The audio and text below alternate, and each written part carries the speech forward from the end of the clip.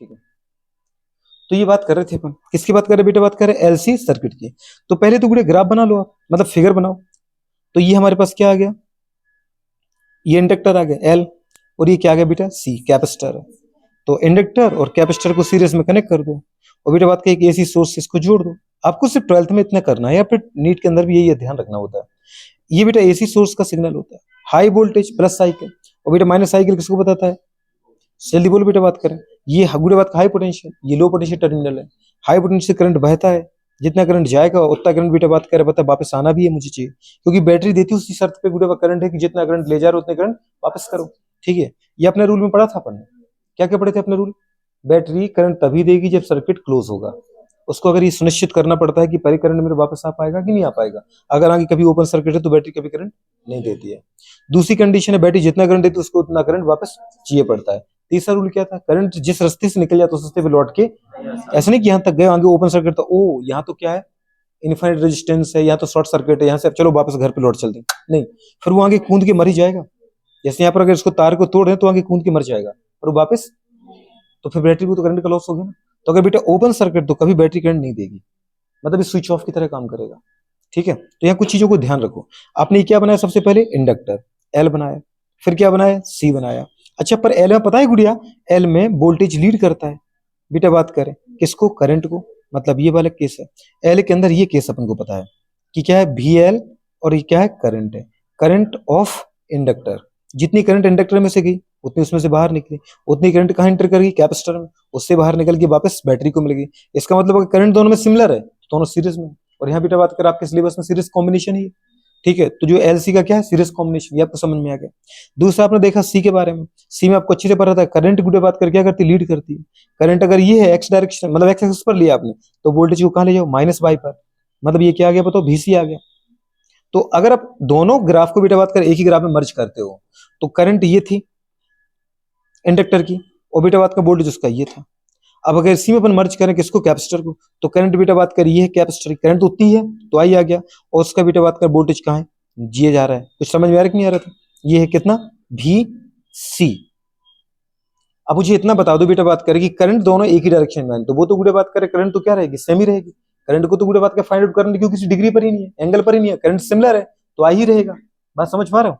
लेकिन जो वोल्टेज है भाई साहब वो किस पर आ गए? वो आगे बेटा बात कर आपके 180 पर। तो अगर बेटा बात कर मैं ये कहूं कि ये गुड़िया बात कर हमारे पास 110 वोल्ट, और ये बेटा बात कर 120 वोल्ट, तो इसका मतलब मैडम बात करें 120 में से 110 चला गया तो -10 आ गया। नहीं, मैं कह रहा हूँ बेटा ये 130 है और ये बेटा 80 है, तो 130 माइनस 80 करोगे तो कितना? 50 आ गया, तो ये ऊपर की तरह रहेगा। तो यहाँ पर आपको वैसे नहीं निकालना है कि v निकालो अपन बेटा, क्योंकि वेक्टर लग रहा है, किसी एंगल पर तो है नहीं, एंगल पर है बिल्कुल है, पर 180 पर है, तो सीधे माइनस हो जाएंगे। क्या हो जाएंगे? सीधे सीधे minus. Higher voltage minus lower voltage कर दो। अभी डिपेंड करेगा बेटा बात का कि जो भी आ रहा है वो बड़ा माइनस छोटा कर दो। जैसे मैं कर रहा हूँ यहाँ पर, मैं ये मान के चलता हूँ कि जो इंडक्टर का वोल्टेज है वो ज्यादा है, तो बेटा बात कर वी एल बेटा बात कर माइनस क्या करना है? वी सी। और आपको लग रहा है वी सी ज्यादा है, तो आप ऐसा कर दो वी सी माइनस गुड़े बात कर वी एल। पर मैंने यहाँ गुड़े बात माइनस की जगह डिफर का साइन लगाया, मतलब जो बड़ा है बड़े में से छोटे को माइनस कर दो, आपके पास भी आ जाएगा। वैसा नहीं आएगा v equal to under root V L square plus V C square, ऐसा नहीं आएगा। क्यों नहीं आ रहा बेटा? क्योंकि यहाँ 180 पर आ रहा है। समझ में आ रहा है कि नहीं आ रहा? नहीं आ रहा दोस्त? क्लियर हो जाएगा। तो ये बेटा बात करें वोल्टेज का हमारे पास फॉर्मूला आ गया। क्लियर हुआ? अब बेटा बात कर इसको रिजल्टेंट बनाओ, तो मैं ये मान के चलाऊं कि वी एल बड़ा है, तो बेटा बात कर अपन ने देखो ये था 130, ये था 80, 130 माइनस 80 का 50 आ गया, मतलब इतना सा बच्चा बेटा बात करे क्या? ये। अब ये कौन है बताओ? ये क्या वी एल है? नहीं, ये वी एल माइनस वी सी, और ये क्या आ गया? करंट आ गया। आया कि नहीं है करंट? मतलब अभी भी मुझे अगर अगर वी एल ज्यादा है तो मैं ये कहूंगा वोल्टेज लीड कर रहा है करंट को, लेकिन उल्टा भी तो हो सकता है। माना अगर बेटा वीसी की वोल्टेज ज्यादा है तो फिर कंडीशन क्या आ जाएगी बेटा बात कर, जैसे माना ये 100 है ये 80 है, तो 100 माइनस 80 का तो कितना आएगा? 20 आएगा। इसका मतलब नीचे की ये वोल्टेज आ गया। ये कौन सा वीसी है कि वीसी माइनस वी एल है? VC minus V L. अगर वीसी लिखता तो इतना बड़ा ही लिखता, उसको मैं छोटा लिख रहा हूँ क्योंकि वीसी जितना था उसमें से ये कैंसिल हो गई के बाद बचा हुआ लिखा वोल्टेज, तो ये लिखा है गुड़े बात करें यहाँ पर क्या? वीसी माइनस वी एल, और ये क्या आ गया? करंट आ गया। करंट एक्स पर है और वोल्टेज किस पर है? वाई एक्सिस पर है। पर इसको गुड़े बात का अभी भी तुम उठा के देखो तो बेटा बात कर चाहे ये हो चाहे गुड़े बात कर ये हो, फेस डिफरेंस तो 90 रहेगा बेटा। क्या रहेगा? वोल्टेज और करंट के बीच में गुड़े बात का जो फेस डिफरेंस है, चाहे करंट लीड करे चाहे करंट लीड करे वोल्टेज को, चाहे वोल्टेज लीड करे करंट को, तो गुड़े बात का फेज डिफरेंस क्या रहेगा? पर कहां से कहां तक दोस्त, कहां से कहां तक, कुछ याद रहेगा? तो ये कंडीशन आ जाएगी गुड़े बात के हमारे पास, जल्दी बोलो, -90 से कि +90 से? ये -90 है और ये क्या +90, कुछ समझ में आ रहा है? तो ये आगे बेटा बात करें -90 से +90 तक जाना है। फेज डिफरेंस जो आ रहा है ना गुड़िया, वो कहां से जाएगा? जल्दी बोल। अगर करंट गुड़िया ये कंडीशन है तो मतलब यहाँ करंट आगे है, मतलब -90 से तो ज्यादा रखना है और +90 से कम रखना है। मतलब गुड़िया जो फेज डिफरेंस आएगा वो क्या आएगा? मोर देन, जल्दी बोलो, -π/2। ठीक है, और गुड़िया बात का जल्दी बोलो कहां तक? Less than +π/2। ये गुड़े बात का सीधा बोल दो, -π/2 से, जल्दी बोलो बेटा बात में, प्लस के π/2 तक है फेज डिफरेंस। आ रहा है कि नहीं आ रहा है? यहां से यहां तक कुछ भी हो सकता है, ये गुड़े बात का अपन कुछ बता नहीं सकते, ये मान के चलना पड़ेगा, क्वेश्चन के अकॉर्डिंग सोल्व करना पड़ेगा क्या कंडीशन है। तो आपने पहले ये देखा क्या भाई साहब? देखा ये ग्राफ, दिखाया आपको। फिर ये ग्राफ देखा आपने, VL बराबर क्या है? IXL, वो तो अपन लिख ही देंगे, वोल्टेज बराबर, तो ये कंडीशन आ गई। अब अगर बेटा बात का वही कंडीशन है कि अगर VL बड़ा है, if VL greater than VC, तो इसका मतलब बेटा बात का उसका XL बड़ा होगा। करंट सेम है बेटा, VL अगर बड़ा है, वोल्टेज आप इंडक्टर का बड़ा कह रहे हैं, तो वोल्टेज डिपेंड किस पे करता है? करंट और गुड़े रेजिस्टेंस की वैल्यू पर। अगर मैं करूं VL बड़ा है तो गुड़े करंट तो सेम दिया आपने, करंट जितनी, इसको जैसे VC का लिखोगे तो क्या लिखोगे? I into XC, current similar है, तो इसका मतलब रेजिस्टेंस जिसका ज्यादा होगा उसका वोल्टेज ज्यादा होगा। तो समझ में आ रहा है कि नहीं आ रहा है? तो वही वाली कंडीशन है कि अगर VL बड़ा है तो डेफिनेटली मतलब कंडीशन क्या है? XL बड़ा है। अगर XL बड़ा है तो अपने गुड़े बात कर क्या किया? XC को मतलब VC को माइनस कर दिया VL से, तो इधर रिजल्टेंट कितना आ गया बेटा? V आ गया। वो V कितना आया? VL माइनस VC, और यहाँ पे करंट आ गया। तो यहाँ फेज डिफरेंस कितना आ रहा है? +π/2। और अगर आप उल्टा कर दे, इफ बेटा बात करें VL लेस देन VC, अगर VC गुड़े बात कर बड़ा है और VL छोटा है, इसका मतलब XC बड़ा है, XL छोटा है, तो कंडीशन क्या आएगा बेटा? नीचे की तरफ गुड़ा आएगा। वही अपन ने किया था 100 - 80, तो हमारे पास कितना आया था? 20 आया था ना नीचे की तरफ। तो गुड़े बात का फेज डिफरेंस कितना है? फिर भी -π/2 है, मतलब अपोजिट डायरेक्शन पर है तो π/2 ना। तो यहाँ पर गुड़े बात कर भी वापस आ गया कितना? VC minus VL। ये गुड़े इंडक्टिव करंट है, कौन सी है? या इंडक्टिव सर्किट है। इंडक्टिव सर्किट का मतलब क्या बोला आपने? इंडक्टिव सर्किट क्यों कहा इसको? क्योंकि C तो पूरे खत्म हो गया। अगर ये ज्यादा है तो इसको ये पूरा माइनस कर दिया ना आपने। ये कितना था? 100, ये कितना था? 80, ये था 130, ये था कितना? 80। तो अगर 130 - 80 करो, दीदी बात कर, तो कितना है? +50। तो +50 किसका बचा था? VL का बचा था ना, क्योंकि तो पूरा ही खत्म हो गया, माइनस कर दिया आपने। तो ऐसे सर्किट को फिर अपन क्या बोलेंगे? Inductive circuit. क्योंकि XL में से XC पूरा गायब हो चुका, बचा क्या है बेचारा? Remaining XL। और अगर XC बड़ा है और XL छोटा है, तो गुड़े बात का अपने बोला था 100, ये 80 है, तो 100 माइनस बेटा 80 करो तो कितना बचा? 20। पर वो 20 किसका बचा? XC का। तो इसको अपन क्या बोल सकते हैं? Capacitive circuit. तो वो कैपेसिटिव सर्किट है। तो समझ में आ रहा है कि नहीं आ रहा? यहाँ पे दोनों केस बनेंगे, ये और इसका केस दीदी ज्यादा पूछा जाता है। ठीक है, अब बताओ हमारे पास कंडीशन क्या आ गया? भी नेट आपने क्या लिखा बेटा बात का? वही तो लिखा अभी जो आपने बताया था, VL माइनस VC या VL डिफर VC। अगर ये बड़ा है L तो L माइनस छोटा करो, L माइनस C करो, और C बड़ा है तो VC माइनस VL करो। पूरे बात करें तो जब इसका बेटा रेजिस्टेंस लिखने जाओगे तो बताओ V बराबर क्या आएगा? IZ। V बराबर IZ, और बेटा बात का VL बराबर IXL और VC बराबर IXC। कर पाओगे? II को दीदी हटा दो तो वो आ गया Z बराबर XL डिफर XC, या फिर XC माइनस XL। कर सकते कि नहीं कर सकते? तो Z बराबर XL माइनस XC या XC माइनस XL, वो आपको करना है। वो जो क्वेश्चन में दे वो देख लेना आप। ठीक है, अब बुढ़े बात में ग्राफ मुझे चाहिए। क्या चाहिए? ग्राफ। ग्राफ दीदी बात कर मुझे बनाना है, तो ग्राफ किसके बीच में बनाना है? Z वर्सेस फ्रीक्वेंसी के बीच में ये ग्राफ बनाना है। ये ग्राफ दीदी बनाने की कोशिश करो, कैसा बनेगा बेटा बात कर। अगर आपके पास LC सर्किट है तो गुड़े बात के जब भी आप ग्राफ बनाओगे वहां ग्राफ कैसा बनेगा बताओ बेटा बात का हमारे पास? जल्दी बोलो। इस तरीके का, इस तरीके देखो तो एक कटोरा टाइप का दिख रहा है, मतलब कैसा दिख रहा है गुड़े बात करें? कैसा दिख रहा है? Bell shape. कैसा दिख रहा है?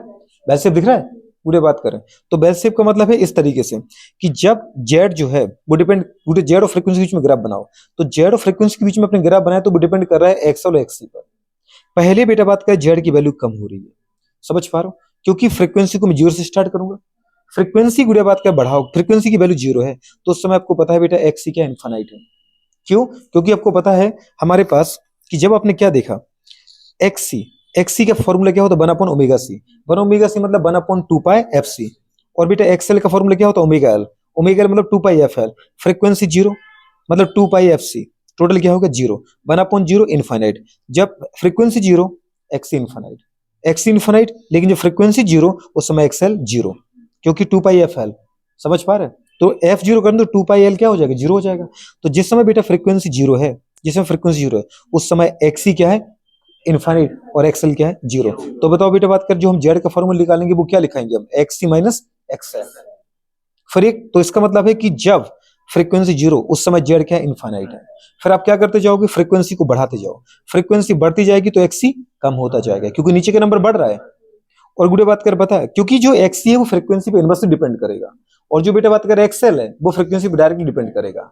अगर फ्रीक्वेंसी बढ़ रही है तो एक्सी कम हो रही है, लेकिन एक्सएल बढ़ रहा है। तो समझ में आ रहा है कि नहीं आ रहा है? तो अगर ये बेटा बात कर हमारे पास एक्सी और ये एक्सएल है, तो अगर फ्रीक्वेंसी बढ़ा रहा है तो एक्सी कम हो रहा है और एक्सएल बढ़ रहा है। समझ में, इनके बीच का डिफरेंस कम हो रहा है। माना एक समय एक फ्रीक्वेंसी है बेटा, जिस पर जो एक्सी वो घट के कितना हो गया, इनफिनिट से 100, और एक्सएल बढ़ के कितना हो गया, 20, जीरो से बढ़ के।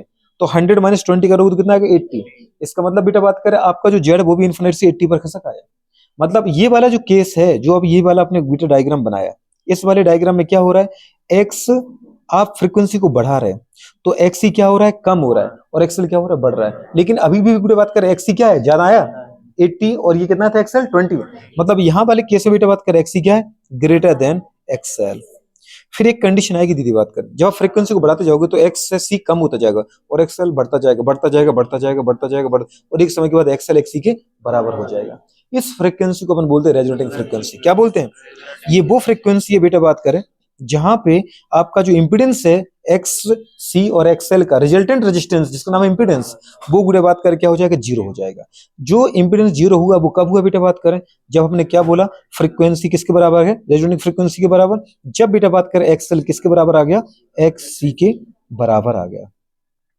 मुझे इंपीडेंस जीरो मिला, बिल्कुल मिला, लेकिन कब, जब उस फ्रीक्वेंसी का नाम क्या है, रेजोनेटिंग फ्रीक्वेंसी। जब गुड़े बात का एक्सएल एक्ससी के बराबर होगा, गुड़े ने लिखा है फ्रीक्वेंसी एट विच, वो फ्रीक्वेंसी जिस पे इंपीडेंस में जीरो मिला उसको अपन ने क्या बोला, frequency eight which the value of गुड़े बात के एक्सएल इक्वल्स टू एक्ससी। समझ पा रहे हैं? टू फिजिकल क्वांटिटी बेटा बात का इज नियरली सेम। जब दो फिजिकल क्वांटिटी, मतलब एक तो गुड़े कैपेसिटिव रिएक्टेंस, एक कैपेसिटिव गुड़े बात करें क्या, जल्दी बोलो, एक कैपेसिटिव रिएक्टेंस और एक इंडक्टिव रिएक्टेंस की वैल्यू क्या आ जाए, सिमिलर हो, तो उस समय गुड़े बात करें जो रिजल्टेंट हमारे पास इंपीडेंस है वो क्या हो जाएगा, जीरो। और ऐसी फ्रीक्वेंसी का नाम क्या है, रेजोनेटिंग फ्रीक्वेंसी। तो रेजोनेटिंग फ्रीक्वेंसी का मतलब समझ में आ गया, एक्स और एक्स की वैल्यू बराबर होनी चाहिए, ये आपको हमेशा ध्यान रखना है। ये रेजोनेंस की कंडीशन है कि जब भी बेटा बात करें हमारे पास एक इंडक्टिव रिएक्टेंस और एक कैपेसिटिव रिएक्टेंस की वैल्यू बराबर हो जाए तो उसको बोलते हैं रेजोनेंस। क्या बोलते हैं? और रेजोनेंस कंडीशन में अगर बेटा बात करें आपका एलसी सर्किट है तो वहां पे इंपीडेंस की वैल्यू क्या आ जाएगी, जीरो आ जाएगी। अब एक समय गुड़िया है, अभी तो अपन क्या कर रहे थे, याद है, फ्रीक्वेंसी को जीरो से बढ़ाते जा रहे थे, बढ़ाते बढ़ाते हम कहां पहुंच गए, रेजोनेटिंग फ्रीक्वेंसी पर। अब बढ़ाते बढ़ाते अपन को आगे बढ़ना दोस्त, और कहां तक जाना, इनफाइनाइट तक। अब एक समय आए गुड़िया बात करें कि हम इसको और बढ़ाए, रेजोनेटिंग फ्रीक्वेंसी से ज्यादा बढ़ाया, तो अब क्या होगा, एक्सएल बड़ा होने लगा और एक्सी छोटा होने लगा। तो बताओ जब जेड निकालने का फॉर्मूला आएगा तो क्या लिखेंगे, एक्सएल माइनस एक्सी। क्या करना है, तो बेटा बात कर, ये वाला जो केस तुम्हें दिख रहा है, पहले जेड कम हो रहा था, देखो ना, और फिर गुड़े बात कर जेड क्या होने लगा, बढ़ने लगा। तो ये वाले केस में क्या है, इस वाले केस में गुड़े बात करें एक्सएल की जो वैल्यू है वो क्या है, जल्दी बोलो बेटा बात करें, ग्रेटर देन एक्सी। आया कि नहीं आया, ये वाली कंडीशन है। अच्छा बताओ, फ्रीक्वेंसी को जीरो से बढ़ा के आप कितना कर सकते हैं, इनफाइनाइट। तो अगर बेटा बात करें आपने फ्रीक्वेंसी को इनफाइनाइट कर दिया तो फ्रीक्वेंसी इनफाइनाइट हो गई, तो एक्सएल बराबर कितना आ जाएगा बेटा बात करें, 2 पाई एफ एल। एफ इनफाइनाइट हुआ तो 2 पाई इंटू एल, कुछ भी करो, इनफाइनाइट इंटू समथिंग इनफाइनाइट, मतलब एक्सएल क्या आ गया, इनफाइनाइट। और बेटा बात कर बता, अगर इनफाइनाइट किया आपने तो 1/2 पाई एफ सी में समथिंग इंटू इनफाइनाइट इनफाइनाइट, लेकिन 1/इनफाइनाइट जीरो, तो मतलब एक्सी क्या हो गया, जीरो। ये वो वाली कंडीशन आएगी बेटा बात कर, इनफाइनाइट आपको अगेन तब मिला जब इस पे बेटा बात कर एक्सएल क्या हो गया, एक्सएल हो गया इनफाइनाइट और एक्सी क्या हो गया, जीरो। कुछ समझ में आ रहा है कि नहीं आया? इसका मतलब बेटा बात की, जब एक्सएल इनफाइनाइट है तो इसका मतलब अपन क्या करेंगे, एक्सएल माइनस एक्सी करोगे तो आपको जेड भी क्या मिलेगा, इनफाइनाइट मिलेगा। और ये वाले वो केस है जब आपके पास एक्सी क्या था, इनफाइनाइट था, और एक्सएल क्या था बेटा बात करें, जीरो था, तब भी मुझे जेड कितना मिला था, इनफाइनाइट। तो इनफाइनाइट से आना है, जीरो को टच करना और फिर से इनफाइनाइट निकल जाना है। एक बार इनफाइनाइट एक्सी की वजह से, एक बार इनफाइनाइट एक्सएल की वजह से। कम हो रहा है तो मतलब वो एक्सएल दीदी बात कर पता है, एक्सी कम हो रहा है फ्रीक्वेंसी बढ़ने से, और एक समय के बाद गुड़े बात कर फिर से अगर जेड बढ़ने लगा मतलब वो एक्सएल बढ़ने से हो रहा है। ये सारे केस लिखे, केस इफ बेटा बात करें फ्रीक्वेंसी जीरो तो एक्सएल जीरो तो एक्सी इनफाइनाइट, तो जेड इन्फाइनाइट एक्सी के बराबर है। फिर आपने क्या किया, फ्रीक्वेंसी को बढ़ाया, एक्सएल बढ़ने लगा, एक्सी कम होने लगा, तो जेड भी कम होने लगा। फिर दूसरा केस, एक बुरे बात करें फ्रीक्वेंसी, जिसको अपने फ्रीक्वेंसी बढ़ते बढ़ते किसके बराबर होगी, एफ आर के बराबर, रेजोनेंट फ्रीक्वेंसी के बराबर, जिसके बराबर एक्सएल बराबर एक्सी। अगर एक्सएल एक्सी के बराबर गया तो जेड कितना आ गया, जीरो आ गया, वो केस है। फिर बेटा बात कर, फिर हमने फ्रीक्वेंसी को बढ़ा के बढ़ के कहां पहुंच गए, इन्फिनिट।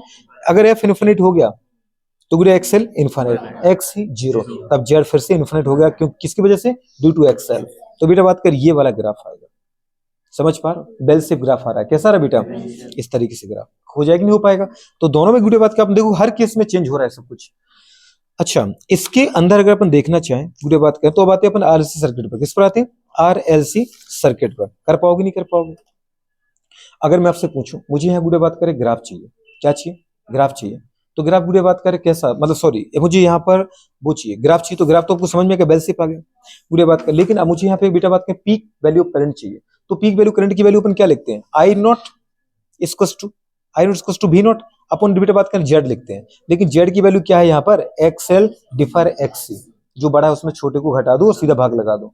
समझ में आ रहा है, तो उसकी नहीं आ रहा है, तो बताओ वी नॉट अपन क्या जाएगा, एक्सएल डिफर एक्सी। समझ पा रहे हैं, जो बड़ा है उसमें छोटे को घटा दो, आपका आई नॉट आ जाएगा। तो ये पीक वैल्यू ऑफ करंट आ गई। टोटल गुड़े बात का करंट का हमारे पास इक्वेशन क्या बनेगा, I equals to I naught sine, अच्छा आई नॉट की जगह V naught upon XL minus XC, या एक्सी माइनस एक्सएल कर देना, साइन गुड़े बात कर रहा हूं ओमेगा टी प्लस बेटा बात कर पाई बाई टू या माइनस पाई बाई टू कर दो। या तो अगर बेटा बात कर, देखो कंडीशन क्या है, अगर ये वाला केस है, एक्सएल ज्यादा है तो मतलब VL ज्यादा है, तो प्लस पाई बाई टू आएगा, या क्या आ जाएगा, माइनस पाई बाई टू आएगा। समझ पा रहे हो, कर पाओगे नहीं कर पाओगे, बहुत ज्यादा बढ़िया कर लोगे। अब अपन किस पर आते हैं, आरएलसी सर्किट पर। तो इसको अपन देखते हैं, ये किस कर पाओगे,